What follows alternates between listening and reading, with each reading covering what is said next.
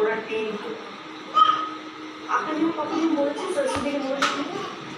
যে হারে সেলস কমছে সেটা তো খুবই অ্যালার্মিং। ম্যাডাম, আমরা কি এই কথাগুলো একটু ক্লোজ ডোরে বলতে পারি? কেন ক্লোজ ডোরে কেন? আপনাদের পারফরমেন্স যখন ভালো হয় তখন তো ক্লোজ ডোরে অ্যাপ্রিশিয়েট করি না, তখন তো সবার সামনে অ্যাপ্রিশিয়েট করি। তবে এটা কেন ক্লোজ ডোরে? যা বলার সবার সামনেই বলুন।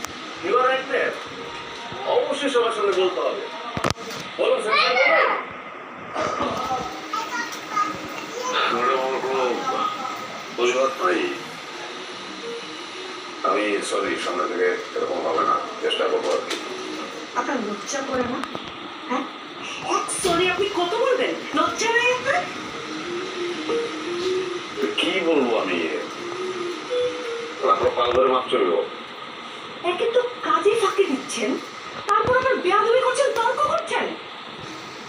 নেক্সট মান্থে যদি আপনার সেলস গ্রোথ না করে তাহলে আপনাকে আমরা কন্টিনিউ করবো না। আপনি তো বলুন, আপনাদের ইউনিয়ন রুমে আসুন। ইয়েস ম্যাম, এক্ষুনি আসছি।